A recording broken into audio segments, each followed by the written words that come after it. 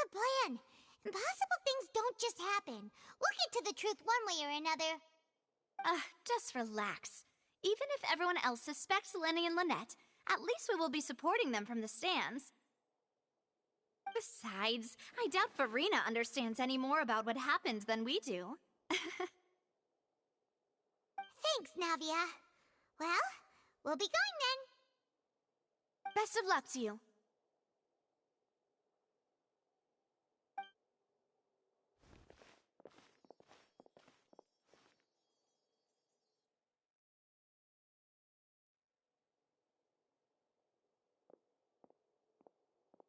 Ah, finally, you're back. Well, how did your investigation go? To be honest, you might be disappointed. No. We're already very grateful that you were willing to help. Well now, don't you all look disappointed? Don't tell me that your investigation came up empty-handed. That was to be expected, of course. The guilty can never produce proof of their innocence. But don't let that stop you. I shall be terribly disappointed should you, my most anticipated foe, concede so easily. Since both parties are present, I declare that the trial regarding the magic show incident is now in session. Firstly, in order for the audience to understand the causes and results of the incident, could we please have Mr. Linney explain the trick? Yes, of course. I will explain while Lynette demonstrates on stage. All the necessary items have been prepared.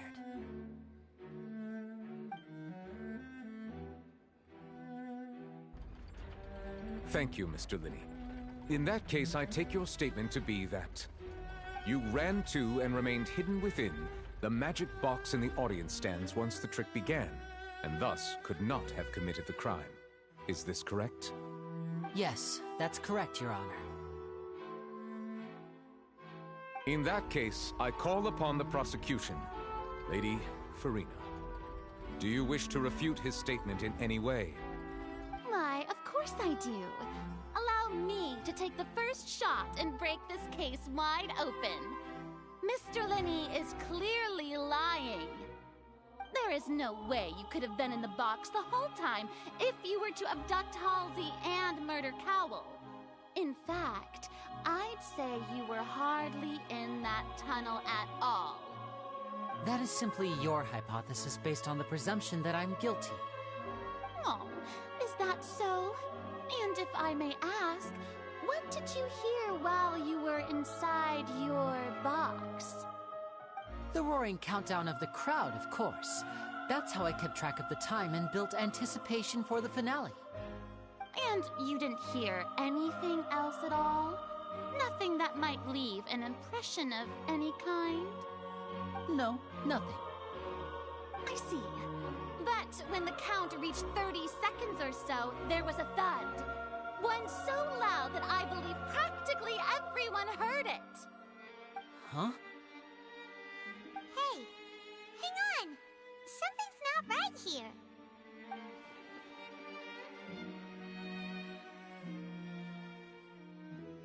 Yeah, I'm sure he could have heard a noise that loud from inside the box. I was right by the box, and I definitely heard the thud. Look at those scales. Could those mean... Well then, ladies and gentlemen, allow me to use the words of the magician himself. You never know what can happen in the blink of an eye. Indeed, it seems his alibi can also collapse in the blink of an eye. Of course, I have armed myself to do far more than smash your alibi. Confidence cannot go unfounded, and my foundations are rock solid. Tell me, aren't you and Lynette actually from the House of the Hearth? The House of the Hearth?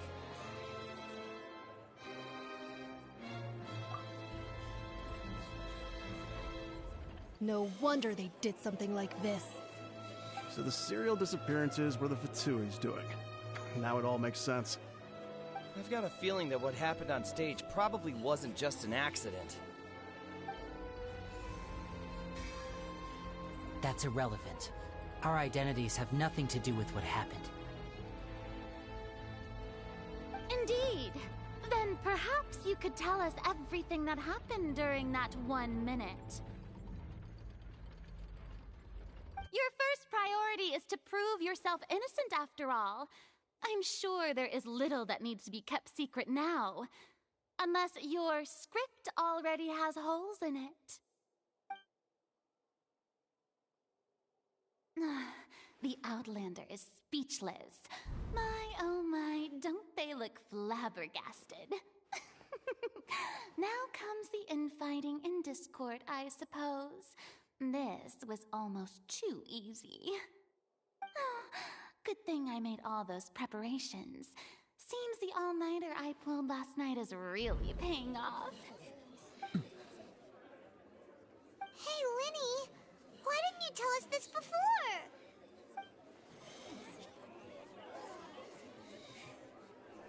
Order! Order! Mr. Linney, allow me to re-establish the facts. Lady Farina has raised 2 points. First, when the thud was heard in the Opera House, you were neither in the box nor the tunnel. Second, you and Ms. Lynette are both members of the House of the Hearth. Are these claims true?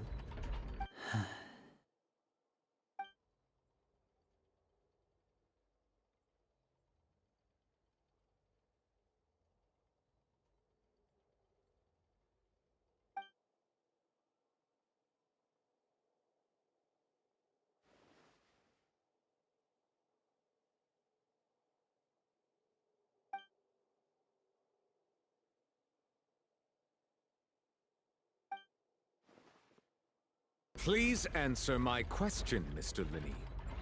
I'm sorry. Yes, they're true, Your Honor.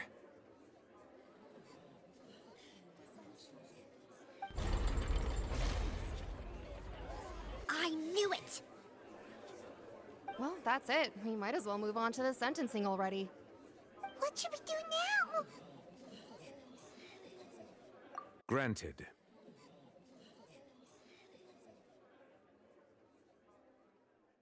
In that case, what is your request? Is that really necessary? They're already as good as guilty. The defendant deceived their own attorneys. What is there left to discuss?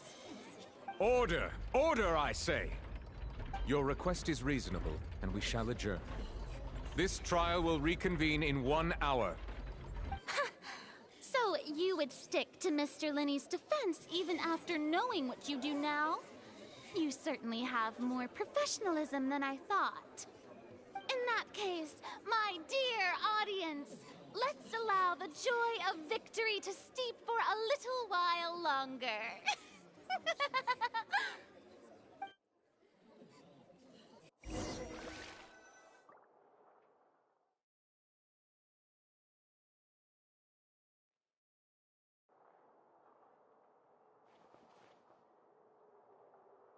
Well, this is awkward. I didn't think the Hydro Archon would dig all that up. I'm sorry, Traveler and Paimon. Yeah, sorry. Paimon doesn't know where to start. We trusted you two. We based our entire reasoning on the assumption that you weren't bad guys. Not to set the wrong tone or anything, but Paimon's really mad! I'm very sorry. I know you're angry, and reasonably so, but please, let me explain. I know you've clashed with the Fatui several times before. I wouldn't be surprised if just hearing the word is enough to make you upset. But our organization is very, very large, and the Harbingers have very different personalities and goals. Right now, we want to save people. As many as we can. That's right. I'm sure we're on the same page when it comes to this nation and the disaster that its people might face. I knew if it weren't for our respective identities, we could become good friends. That's why I didn't wish to flat out lie to you, but chose to hide some details instead. The truth is very important, but being completely transparent about everything would see us spending more effort than we need to.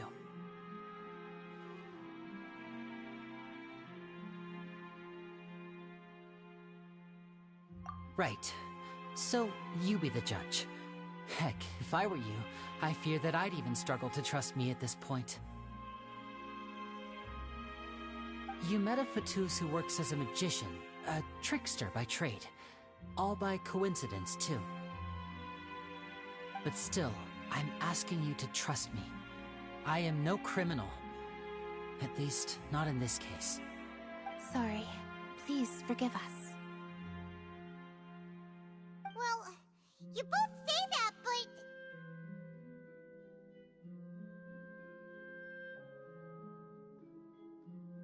Right, let's hear your answer first, and no lies now!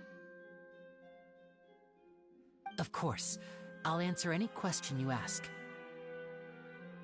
We've been trying to find out how the Oratrice operates. We want to know why it has a consciousness. Why can it deliver sentences accurately? During our investigations, we learned that the machine's core is beneath it. From that moment on, Lynette and I have been designing this box swap trick, with the objective of getting close to the core. Is that why you needed a whole minute? That's right.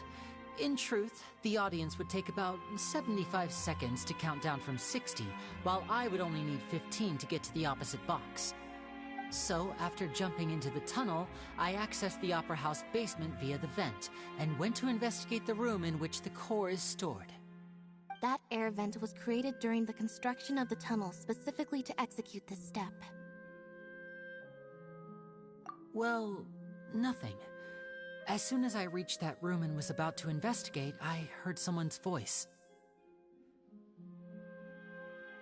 Which should have been impossible, of course. I was quite certain that I was the only one in the room. That voice seemed to recognize me and tried to speak to me.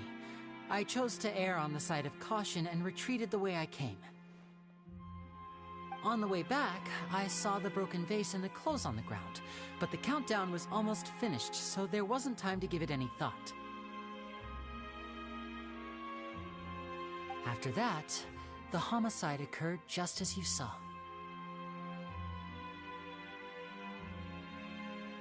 Well, that explains why you didn't hear the thud.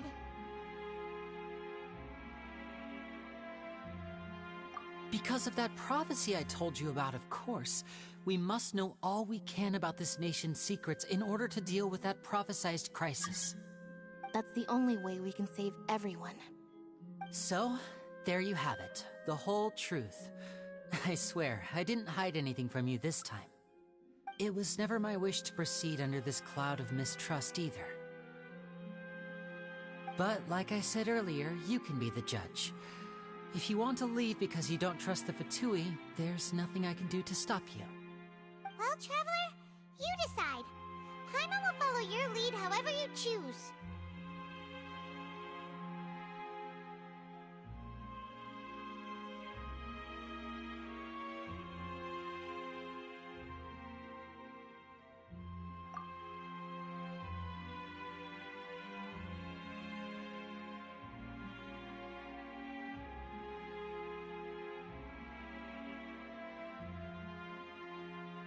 Okay, thank you.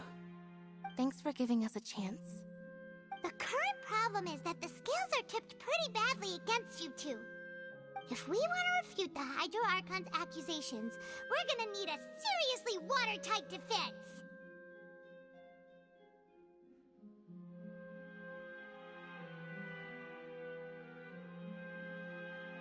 Huh?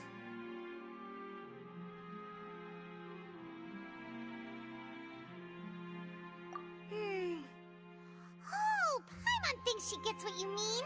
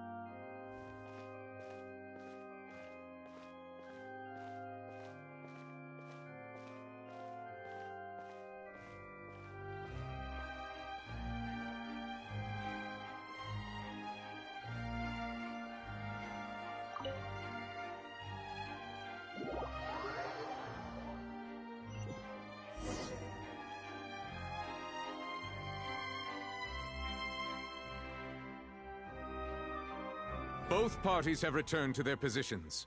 Let us continue the trial. When last we left off, Mr. Linney acknowledged the new evidence presented by Lady Farina as fact. Therefore, Lady Farina may continue stating her reconstruction of the events. That took long enough.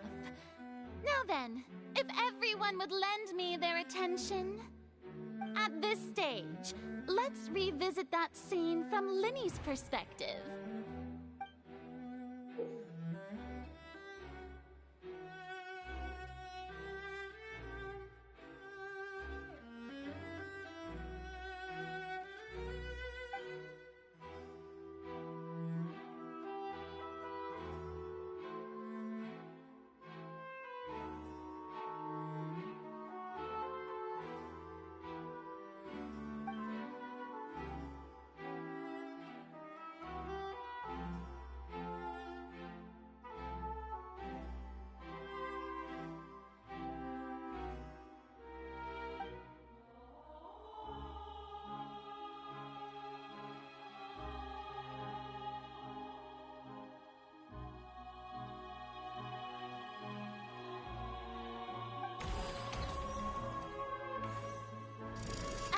Countdown began, he entered the tunnel. When the flatbed trolley passed, he opened the box and got into an altercation with Halsey, which caused the loud thud.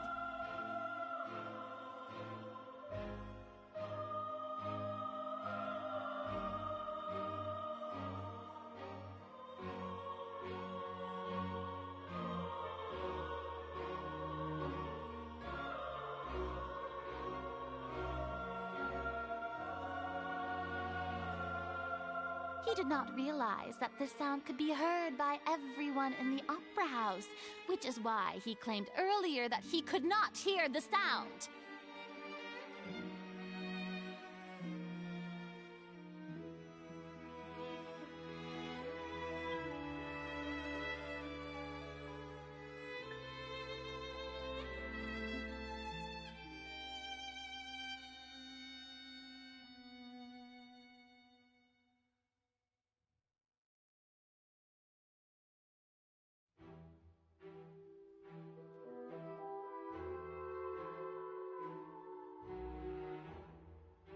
Finally, he used the vase to knock her out, before making her change clothes to prevent others from recognizing her.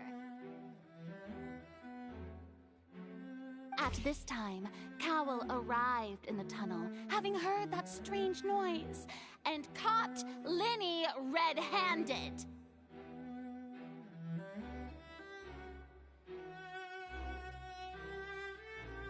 So Linny proceeded to knock him out too before stuffing him into that box. Afterward, Linny passed the unconscious Halsey to his accomplice through the magic box in the audience stands, before operating the devices such that Cowl's death would be ruled an accident.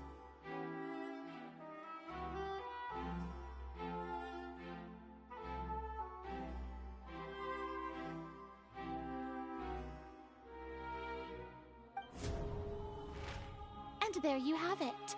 That's the truth behind what happened.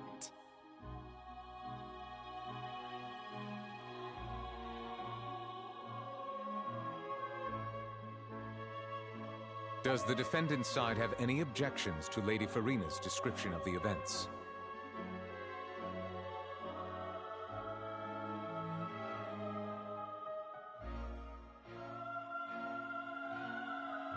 The key to refuting Lady Farina is the order of events, what Linny experienced, and what he saw.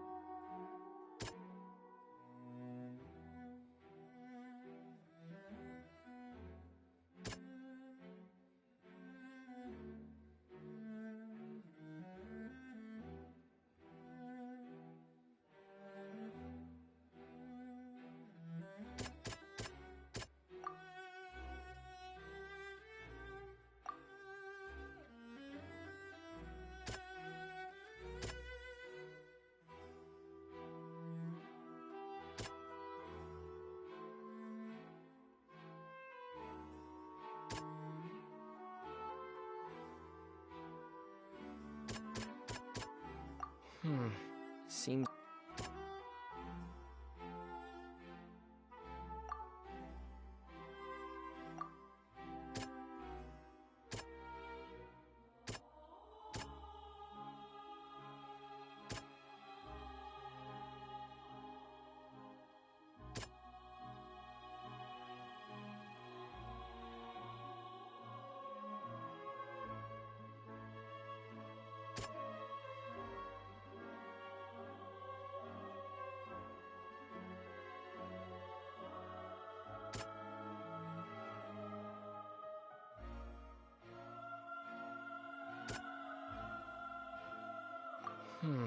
Seems this...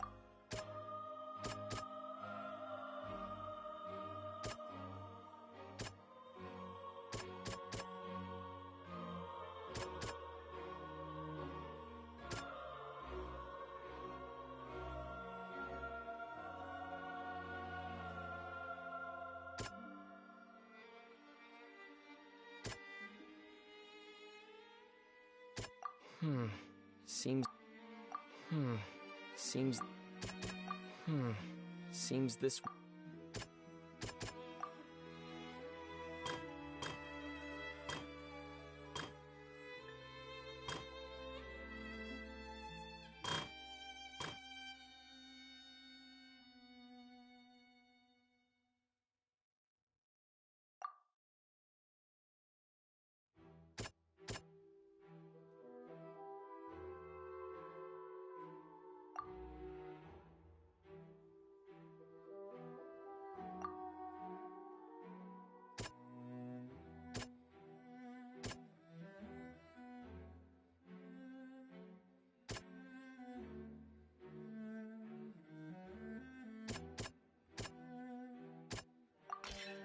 According to Linny, he left via the vent after entering the tunnel. He couldn't have had that altercation with Halsey.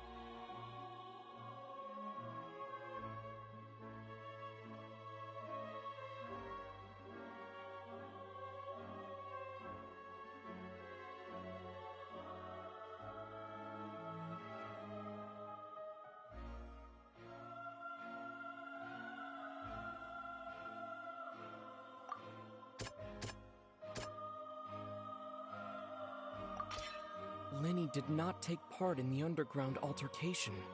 He only witnessed traces of the aftermath.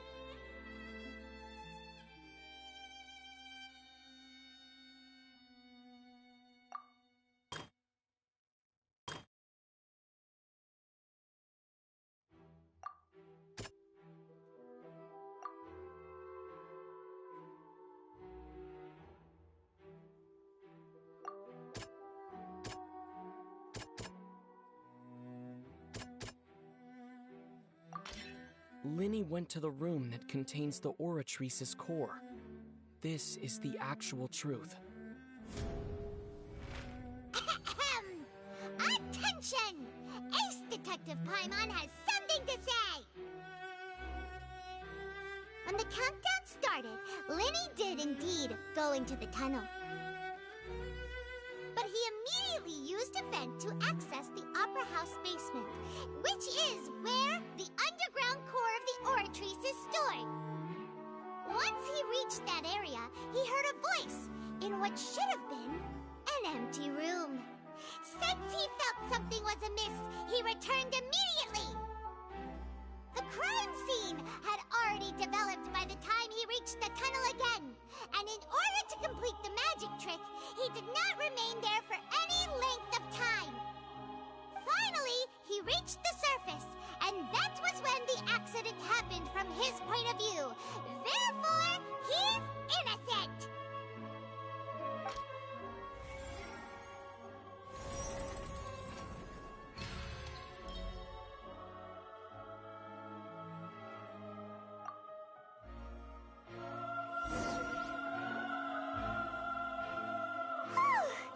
Paimon did it!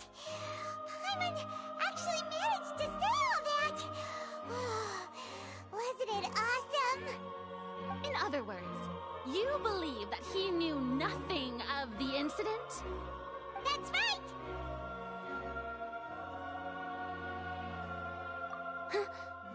My reasoning?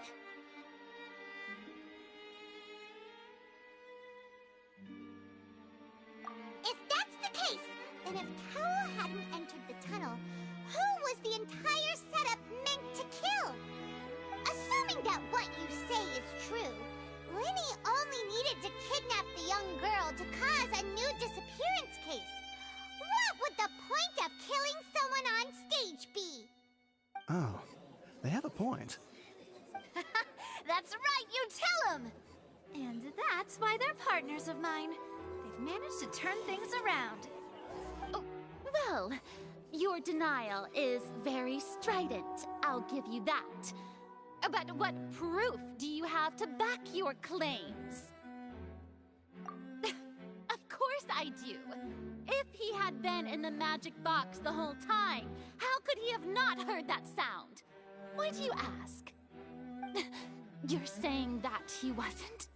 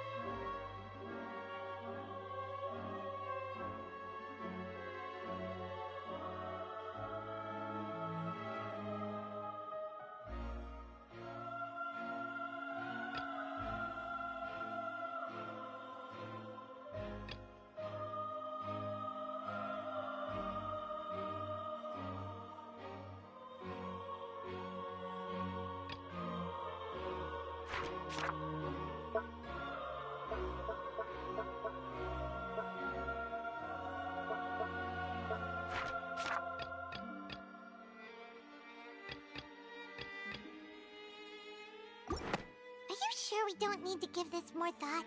Paimon thinks there's something off here.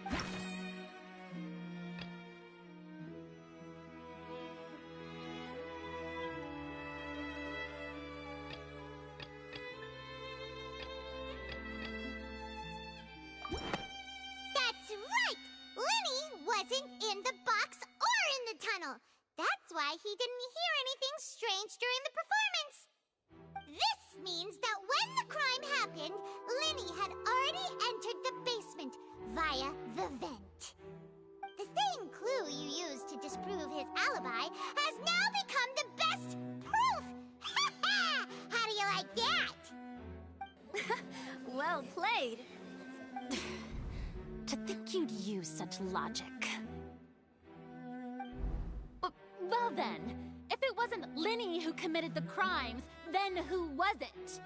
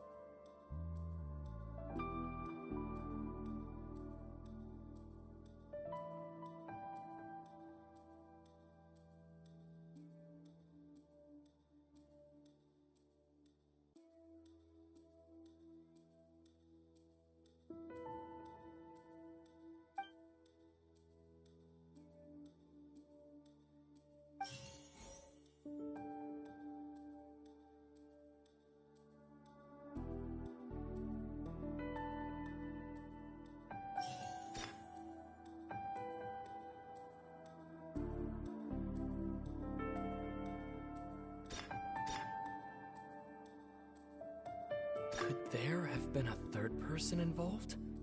Is that really a possibility?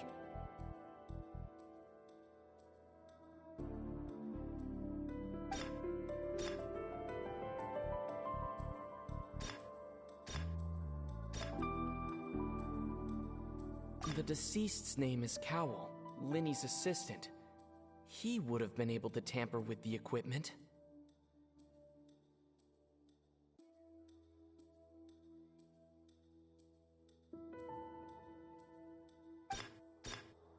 Halsey is the missing person and an ordinary audience member. Or did she have her own scheme all along?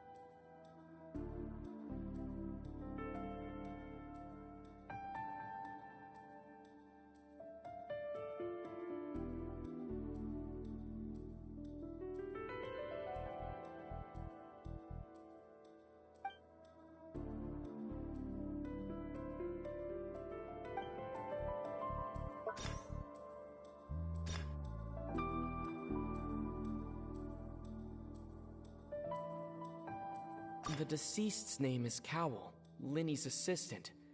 He would have been able to tamper with the equipment.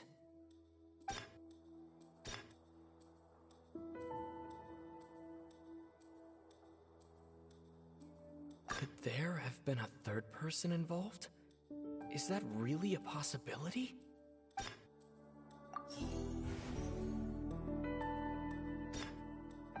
The deceased's name is Cowl.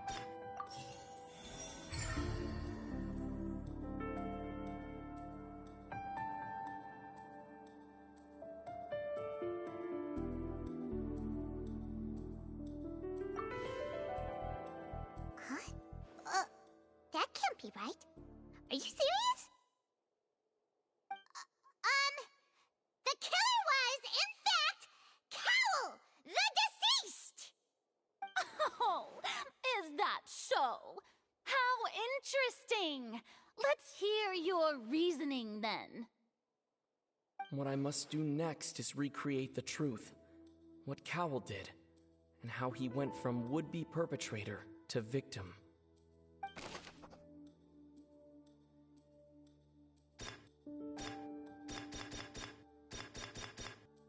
No one entered or left the Opera House through its entrances. So where would the criminal have wanted to take Halsey?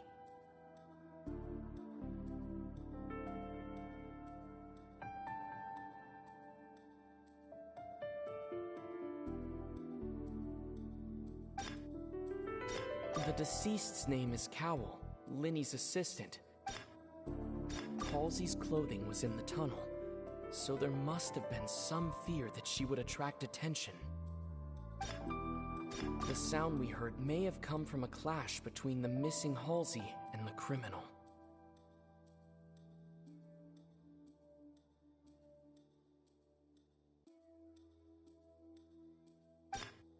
Linny was not in the tunnel at that moment, which gave our criminal ample time. It would have been tough for both people to fit into that vent. They would likely have bumped into Linny as well.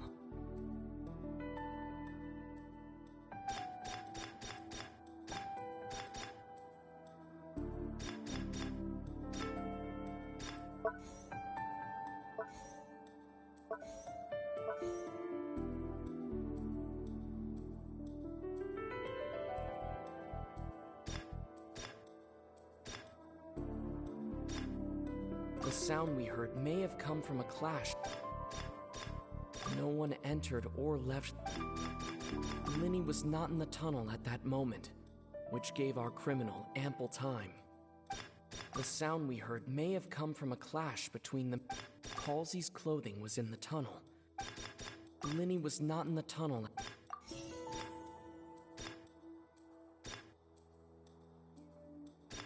The sound we heard may have come from a clash between the missing Halsey and the criminal.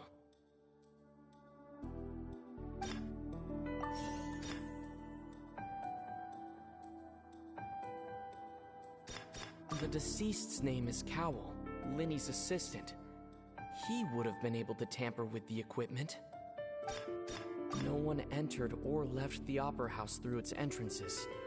So where would the criminal have... Halsey's clothing was in the tunnel, so there must have been some fear that she would attract it. It would have been tough for both people to fit into that vent. They would likely have bumped into Linny as well. The deceased's name is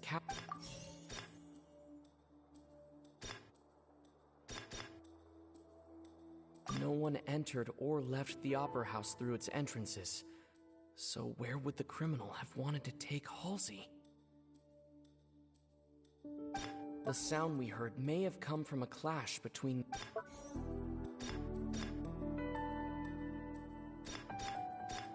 It would have been tough for both people to fit into that vent. They would likely have bumped into Linny as well.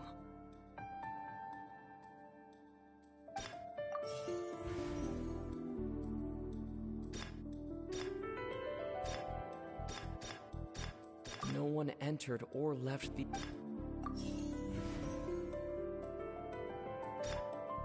Halsey's clothing was in the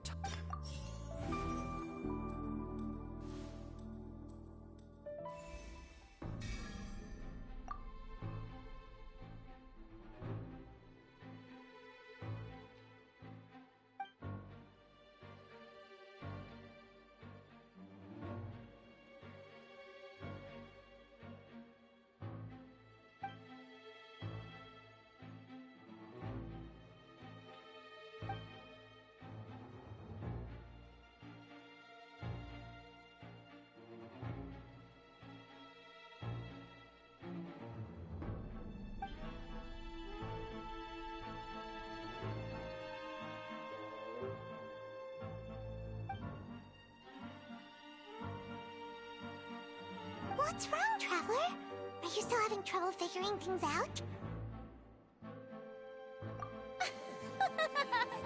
I see how it is. So this was all just a bluff. And here I thought you had something to show for it. But it seems you're still far from the truth.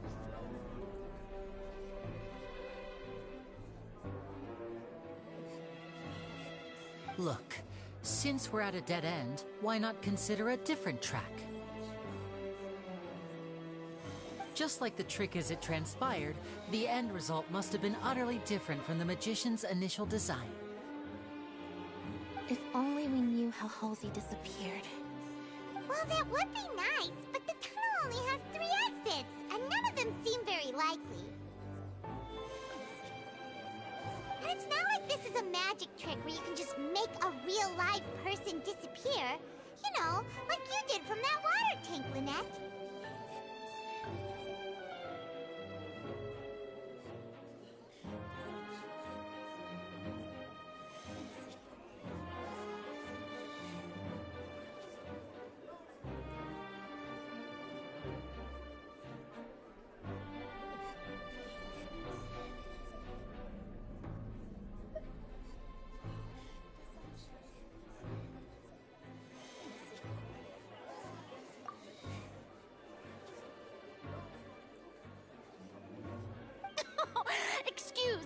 interruption, dear opponents.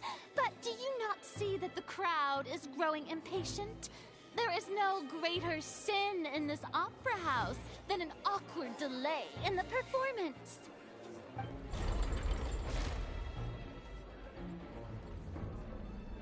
If the defense is unable to make further effective arguments, we will move on to the next stage of the trial.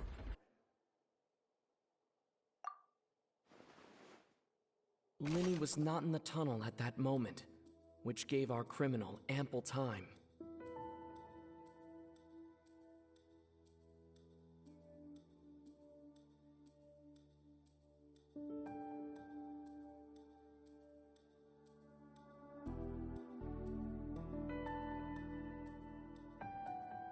The sound we heard may have come from a clash between the missing Halsey and the criminal. The deceased's name is Cowell, Linny's assistant. He would have been able to tamper with the equipment. The vase was not broken by chance. It was used to cover important evidence. The water.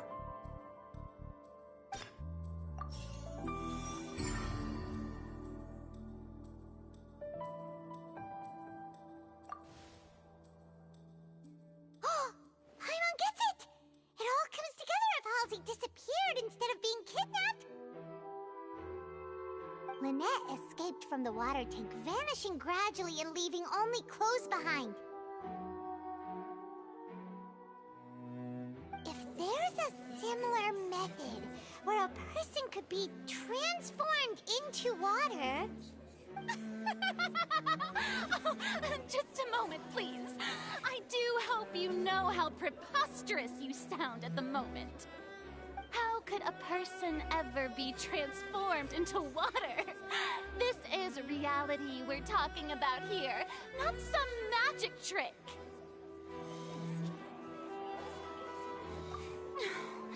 Must we really? I should think that of anyone. Your friend Linny already knows this truth very well. Magic tricks are ultimately just illusions and misdirection. But Halsey's disappearance is very real. We're talking about two completely different things. Even so, I trust the Traveler's judgment. The truth must be out there somewhere.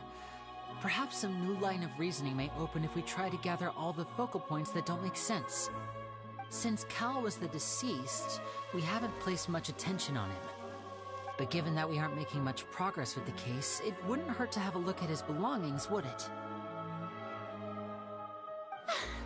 People really do come up with all sorts of harebrained schemes when at the end of the rope. The way I see it, your suggestion that we broaden the scope of our investigation is nothing but a tactic for stalling the trial. Nevertheless, I believe that this is a reasonable request on the part of an attorney. Since the trial does indeed appear to be at an impasse, I believe that additional evidence may help us make more progress. Guards, please step into the lounge and examine the personal effects of the deceased, Cowell.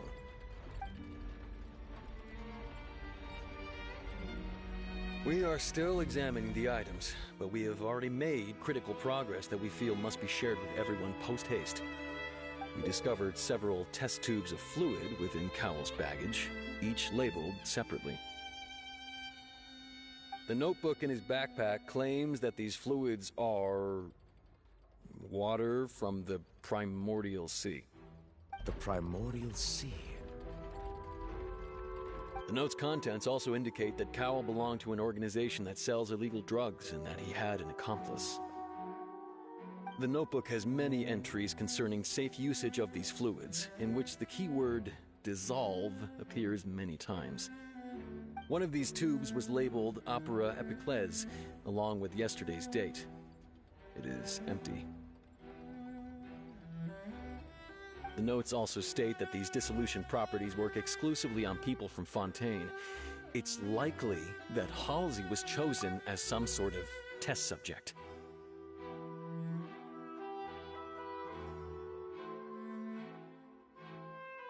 As such, we believe that the defense's hypothesis is, in fact, supported by sufficient evidence. You've gotta be kidding! People dissolving into water? Could something so ridiculous actually be true? Wait a moment. This reminds me of a certain prophecy, but it's just a coincidence, isn't it? Huh. If people can become water, does that mean that the water tank's real use was as a means to hide water stains? And if Cowl was targeting that girl... Wait just a minute. Could that mean... You two, with me, quick! Demoiselle, wait! What about your partners? Let's go. Just trust me.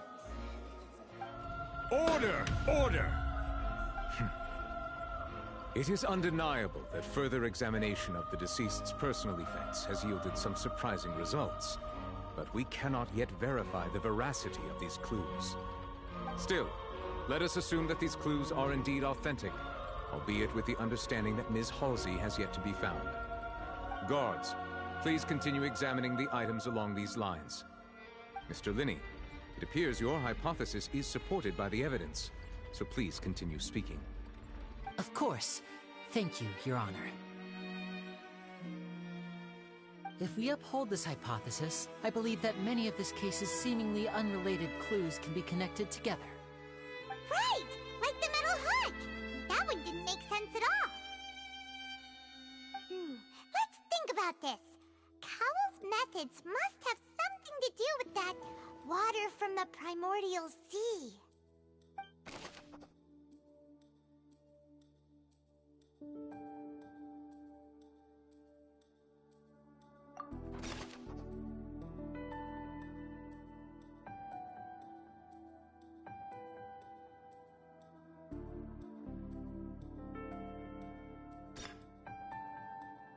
The deceased's name is Cowl.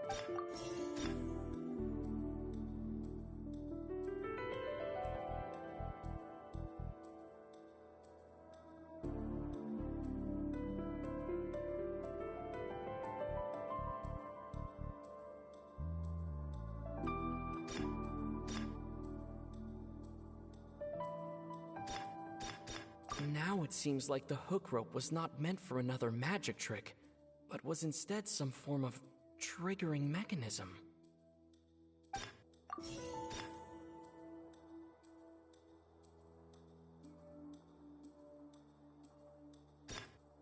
The water from the primordial sea should already have been prepped before Halsey entered the magic box.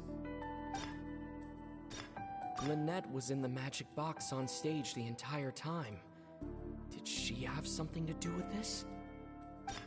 I remember there was something else within the inner layer of that box. The rope that held the water tank up was lit by the fireworks and snapped. As such, the focus here is on the water and not the tank.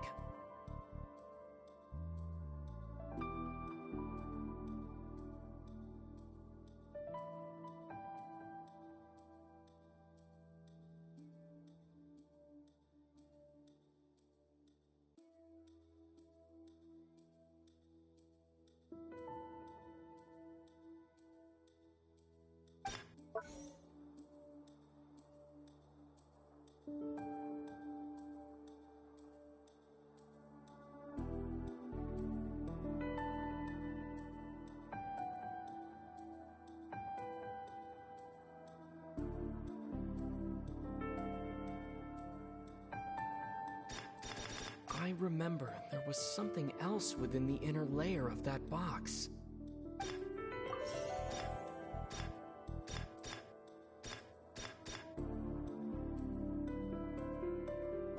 The water from the primordial sea should already have been prepped before Halsey entered the magic box.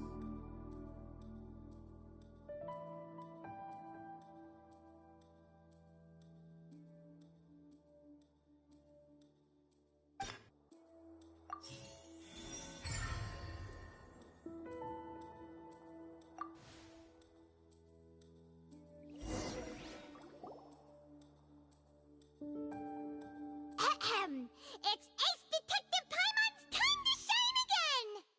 In the original plan, Cowl would tamper with the water tank rope and the number selector securing his target. When the magic box containing Halsey was lowered, the metal hook would retract gradually and pierce the balloon at the top of the box. When the balloon attached to the box popped, the water from the primordial seed inside it would pour down and dissolve Halsey. Afterward, Cowl would enter the tunnel and break the flower vase to conceal the water inside the tunnel, with the remaining evidence being covered up by the water tank on stage.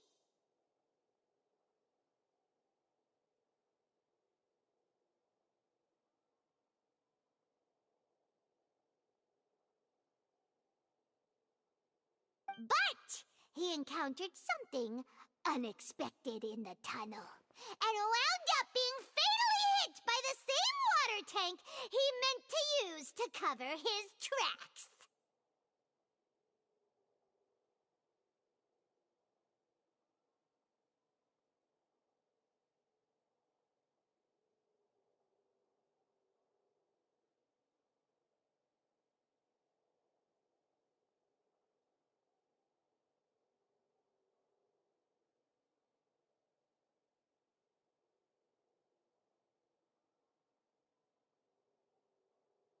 Huh. That does make sense. That actually links together a lot of the more confusing pieces of evidence.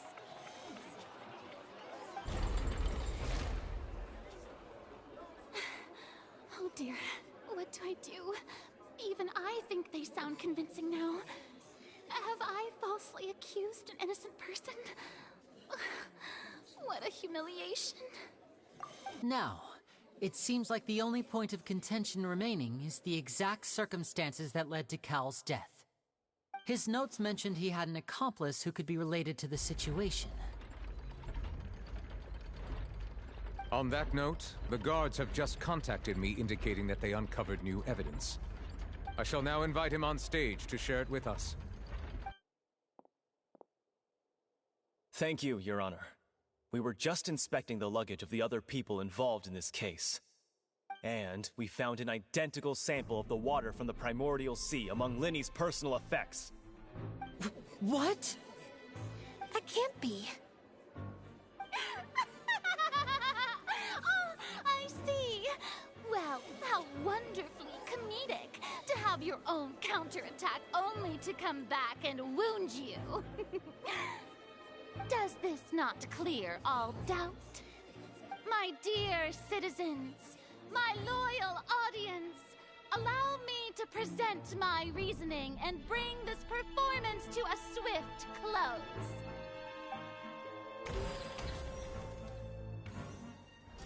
Linny did not need to take part in the dissolution of the young woman at all. Indeed, he did leave the scene via the vent.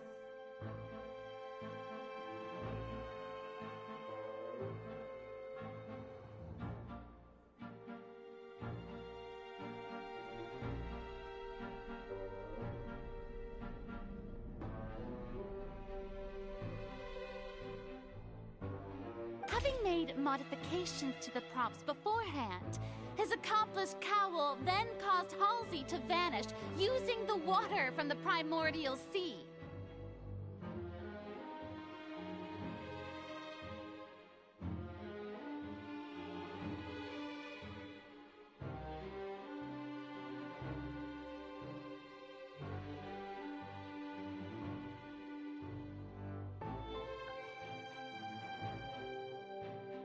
But upon his return, in cruel avarice, Linny desired sole credit and prepared to do away with his partner in crime. Ultimately, he knocked Cowl out, and the tool meant to cover the crime up also became a murder weapon. Now, as much as I regret having come to such a viciously straightforward conclusion, it does seem that the famed Fatui is quite the cold-blooded and ruthless organization. Am I right, Mr. Linny? We've used up all the evidence we collected. There's no way for us to make a rebuttal here. Is this the end of the road?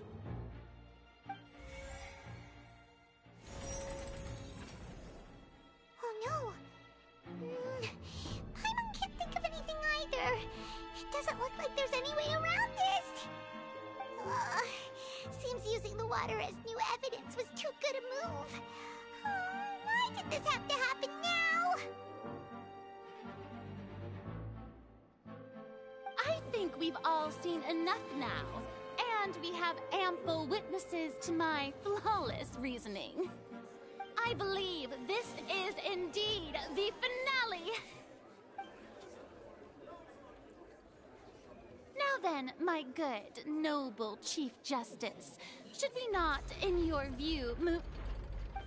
Excuse me, everyone, but I must interject. Miss, I must ask you not to shout, and to respect the ongoing legal proceedings. Oh, come on. Don't be hasty. I have a good reason for interrupting, you know. Now, would anyone here like to take a little break from all this debate and see a little magic? I'll show you an amazing trick. One that can bring a young woman who has disappeared back in the flesh, right before your very eyes. Please, do the honors, Mr. Linney, if you would be so kind. What in the world is she saying? No offense, miss, but miracles like that are beyond my scope as a magician.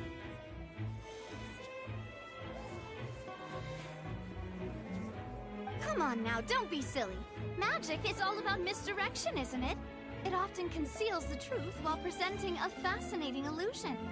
But once everyone believes the illusion, can't magic reveal the truth to them once again? And wouldn't such a trick be the most marvelous finale to today's performance? Come on, Lenny and Lynette, give it another go. Don't worry. Spina di Rasula has made the necessary arrangements on your behalf.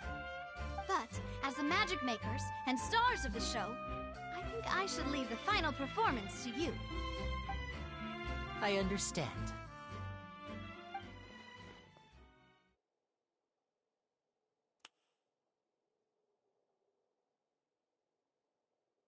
And voila!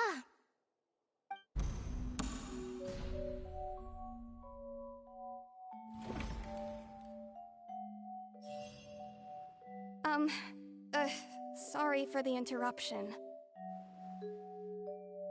Wait, isn't that Halsey? So the whole thing about people dissolving wasn't true after all? To be clear, I'm only here because this person told me that if I testified, the merit of doing so would lessen my sentence. I was hiding outside this room listening to the proceedings because I was afraid that I would be the one put on trial. I was just feeling happy that no one had noticed me, and then before I knew it, she caught me. That'll teach you to underestimate us three. Where should I begin? I'm sorry. I'm the one who killed Cowell. I admit it. What? Why? Firstly, my name isn't Halsey. It's Lillian, and I'm originally from Mondstadt. I heard that Linny's show was gonna be a real thriller, but I missed the chance to buy a ticket, so I stole one. That's how I make a living. I steal stuff here and there, and I'd never been caught before. But I was noticed at the harbor a few days ago, and I barely got away. Linny was the one who caught me in the act. Hey, no wonder you look familiar. So you were the thief! Liddy even mentioned that you were pretty skilled. Well, and I thought that would have been the end of it, but then the number selector chose me. He even mentioned the Fortress of Meripede. That's a prison, isn't it? So you can imagine how shocked I was. I thought he was on to me for sure. So I played along with the show while looking for an opening to flee, but then I got water poured on me for no reason, and then someone jumped into the tunnel to nab me. I wasn't going to take that lying down, so I knocked him out and stuffed him into the box. There was nowhere to run from there, though, so I had to change my clothes and hide in a box containing performance costumes. I slipped out after the first guard arrived at the scene and continued hiding inside the opera house. Can a person even hide in there?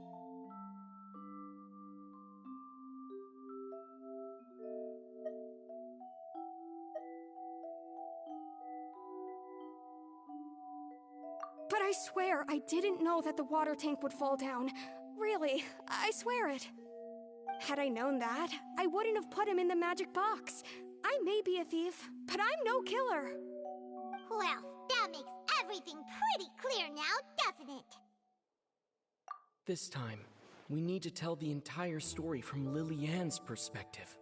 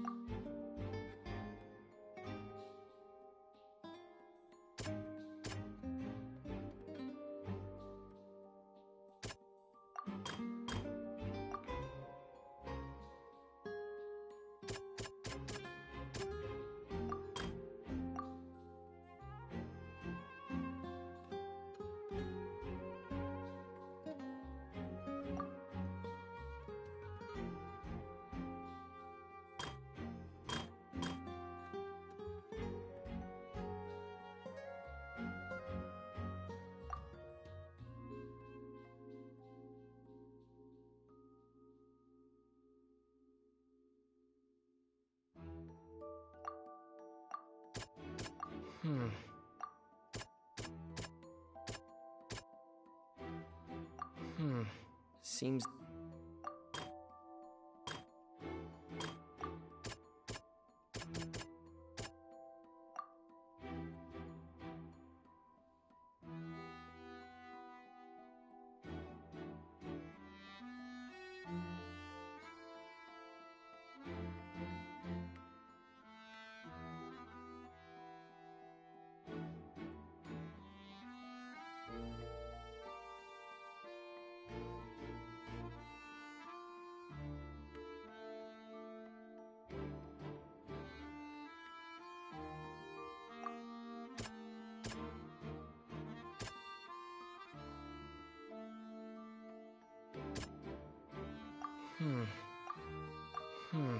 Seems that...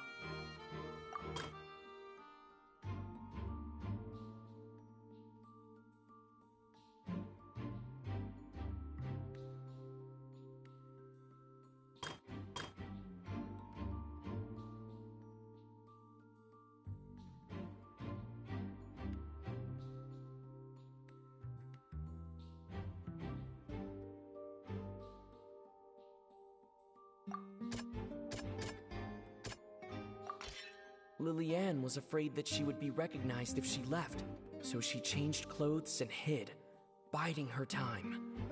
Just what one might expect of an experienced thief.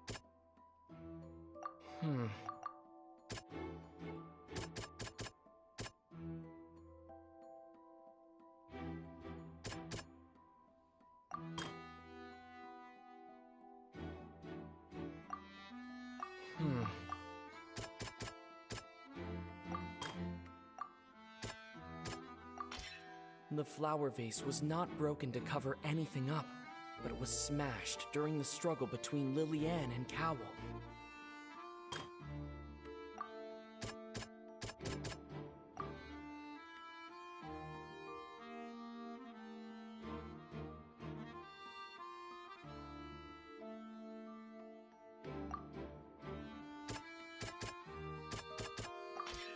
The strange sound wasn't from a fight.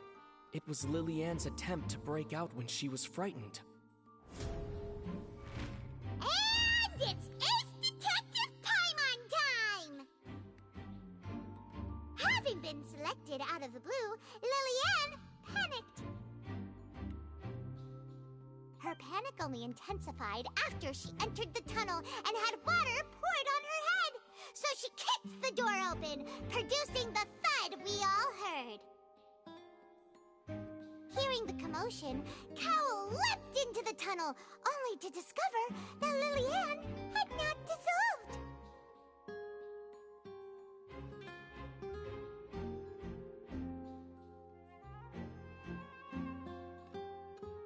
He did not know that Lillian was not from Fontaine, but was a thief who made her way in by stealing a ticket. Mistakenly believing that the water from the primordial sea needed time to take effect, he tried to force Lillian back into the box. The two broke the flower vase during the struggle, but Lillian came out on top, knocking Cowell out and putting him in the box. With no way of escaping, she changed her clothes and hid in the costume trunk until the performance ended.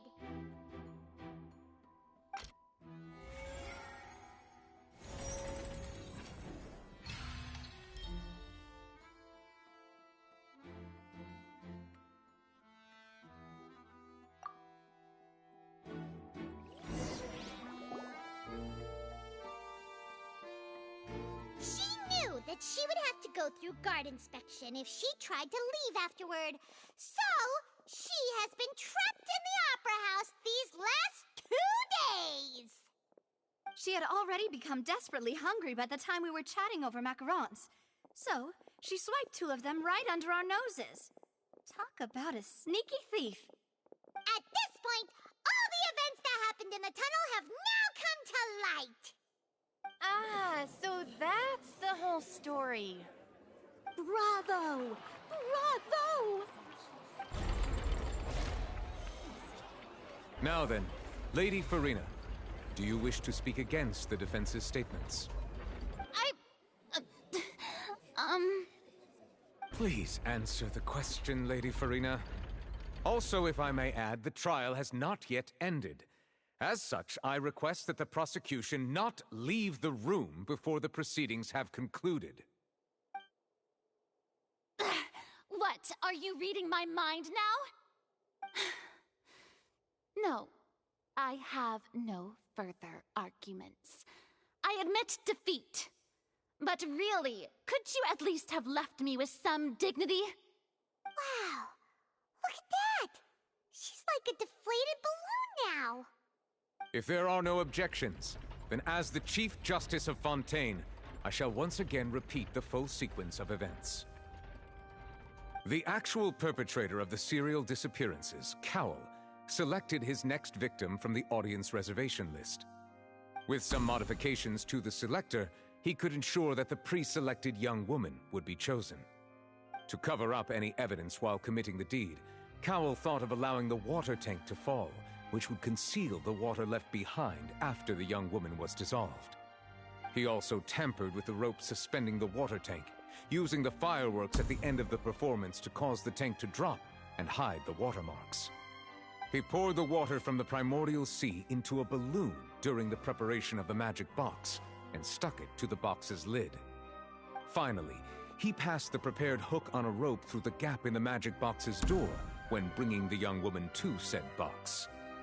When the magic trick officially began, the box containing the woman was lowered into the tunnel, tightening the hook rope and bursting the balloon containing the water. If all had gone to plan, the young woman would be dissolved at this time. However, Lillian was not from Fontaine, and thus fled the box with a loud noise. Realizing that there was trouble, Cowell entered the tunnel and met Liliane. Thinking that the waters had not yet taken effect, he decided to proceed. However, his opponent was more capable than he thought, and he was overcome, knocked unconscious, and placed into the magic box, and thus became his own final victim. Liliane, according to her own statements, then changed clothes and hid until the performance ended, before hiding in other parts of the opera house. As for Linny, he was in the underground structures within the opera house, and was thus ignorant of these happenings. From this reconstruction of events, we can conclude that Linny, the accused, is in fact innocent. While there is much in Linny and Liliane's conduct that should still be investigated separately, this case, at least, can be handed over to the Oratrice to make the final decision.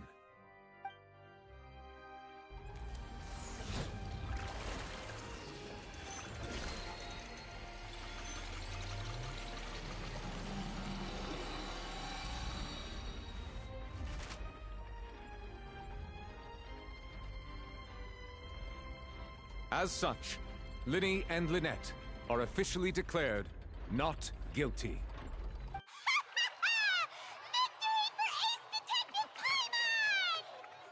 Great work, partners. Thank you all. Thank you so much. Next, I think we deserve an explanation, Guard Vaughn. How did you find the water from the primordial sea in Linny's baggage? Right! Your discovery caused me to make a serious mistake, you know.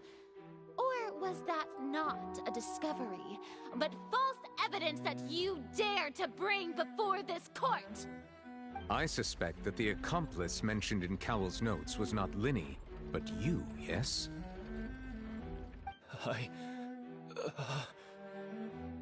I'm sure you know what you must do to lessen your sentence. Speak quickly!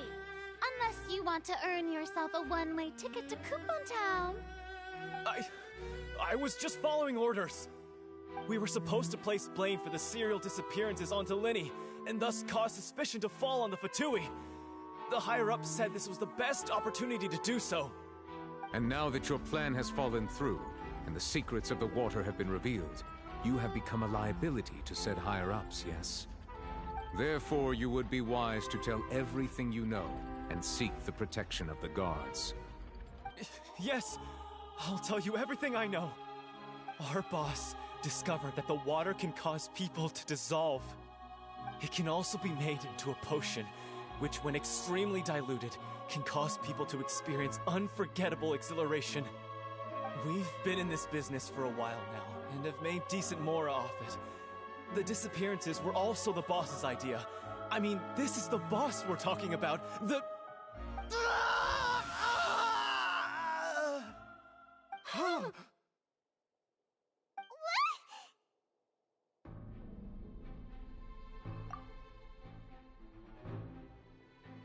And now he can no longer talk.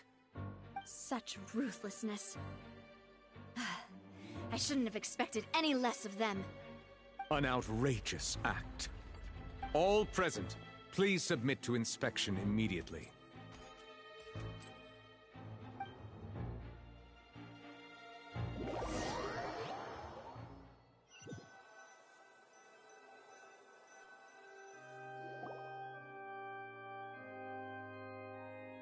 So, we're just going back now?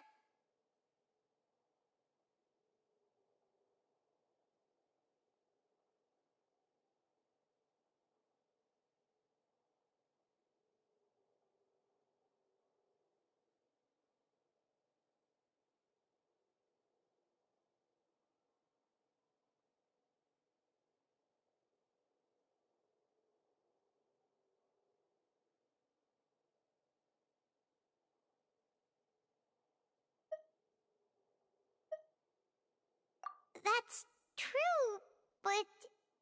Traveler, Paimon! Please wait. Linny... I know you may not want to speak to me right now. Maybe you don't even want to look at me. But still, let me thank you again for defending me to the end, even after you learned that I'm a member of the Fatui.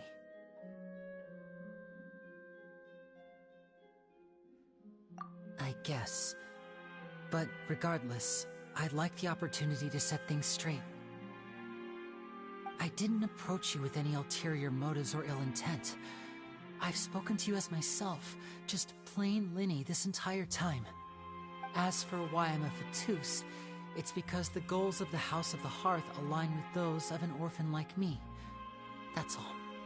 That was how Father, who you might know as the Knave, approached recruiting us back then too.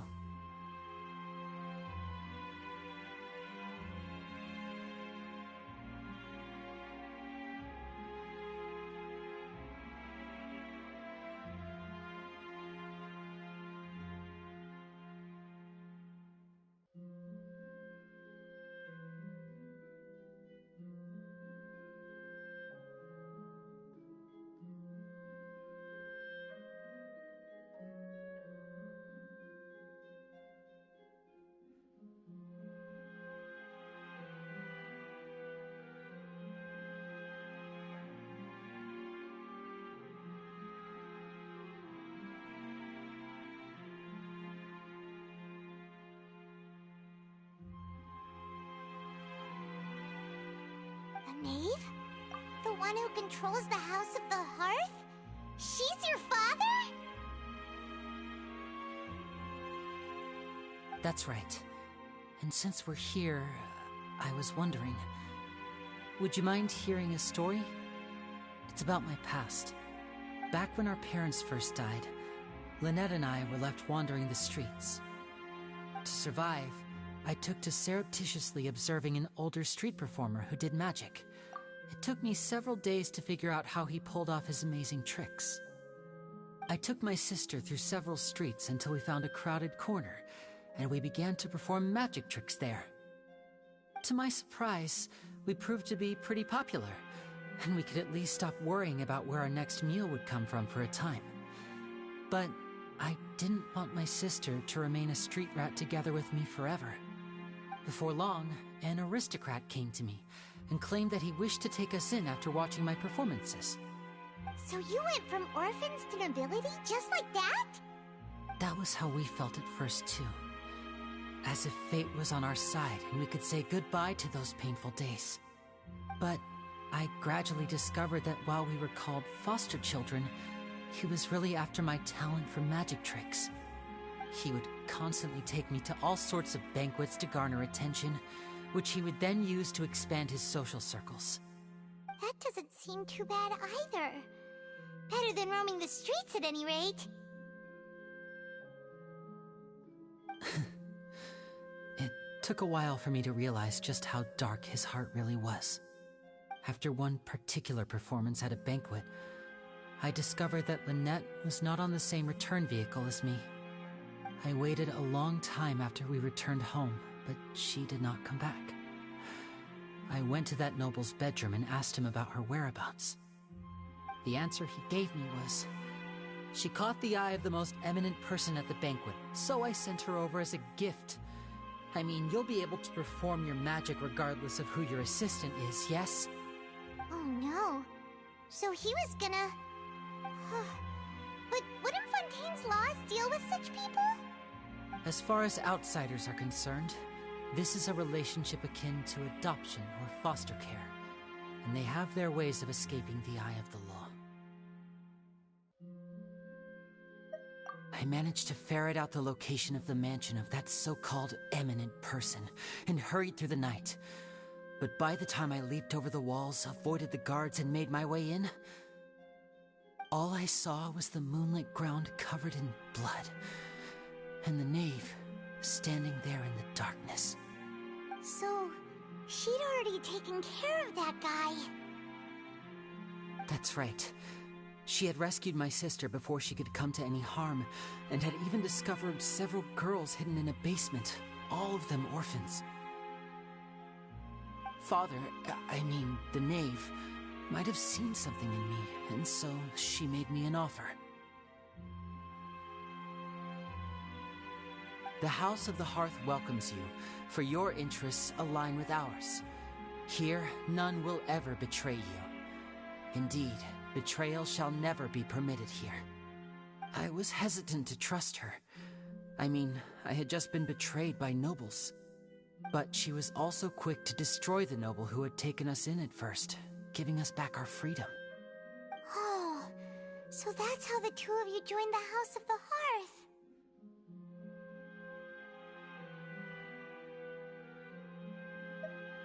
She has her own plans. She has gained permission from the Tsaritsa to first use the Gnosis' power once she obtains it. She plans to use it to find a way to break the prophecy and save Fontaine.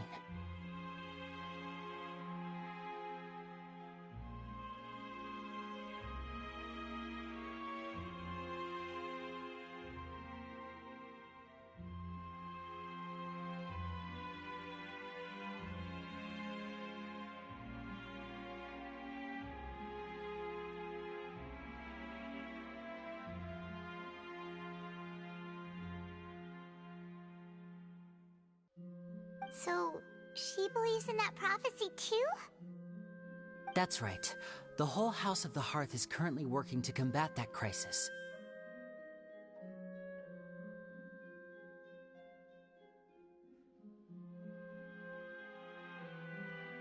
Today's case has also proven that people from Fontaine can indeed dissolve into some sort of water, thus further supporting the prophecy.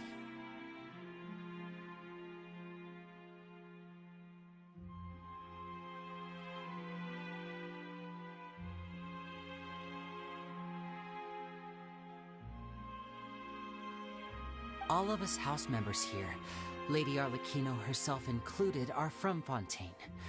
We won't give up on defending our homeland.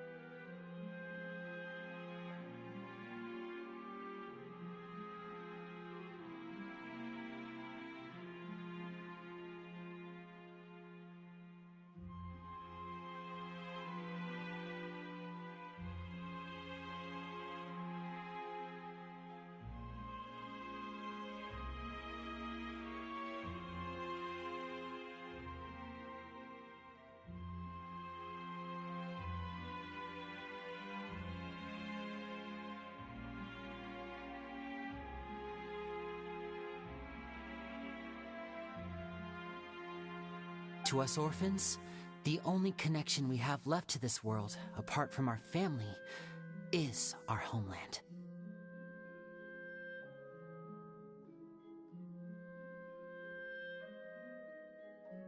So, from small deeds like distributing magic pockets to huge schemes like stealing a Gnosis, everything is aimed at dealing with that prophecy. It's all right. I understand. The only thing I can do is relate all this to you. I just hope you can understand that even as a member of the House, I have never stopped making my own decisions, and that I believe what I'm doing is right. If you should need anything at all in the future, feel free to find me. I will do my best to help you, as plain Linny.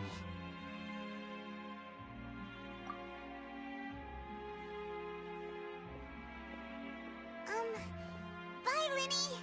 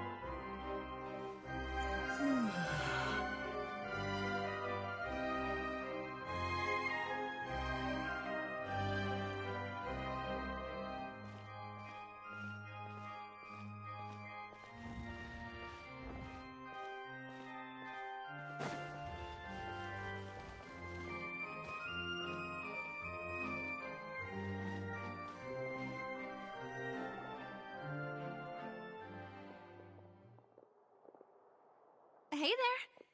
What was with the disappearing act you pulled right as the trial ended? Were you looking for us, Navia? Well, this whole thing isn't exactly over, is it? I do feel that we're getting closer to solving the serial disappearances case, though. Don't you think so, too? Huh? What's wrong, my dear partner?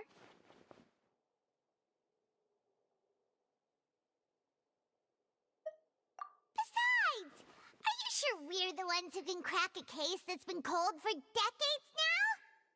And given that there's new evidence from the trial, there should be a trail of breadcrumbs for the Hydro Archon's people to follow now, right?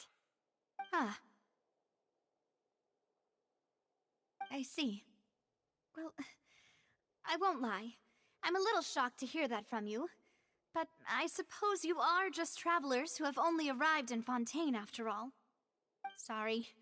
I might have been too presumptuous. Don't say that, Navia. Ah, and we were having so much fun investigating with you, too. It was like having new waters flowing into a stagnant mire, causing new hope to spring forth, and the reflection in the murk to become clearer.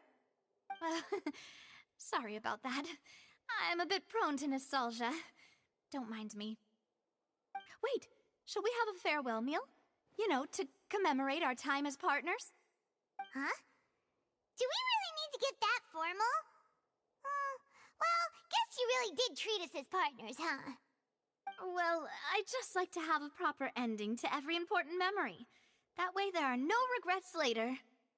Anyway, it would just be a meal, so it shouldn't take up too much of your time. You don't have to twist Paimon's arm. If Boss Navia's treating, count Paimon in! Oh, wonderful! In that case, why don't we return to the court of Fontaine and head to the Hotel de Boer? I believe we'll make it just in time for dinner. All right then, let's have our farewell meal!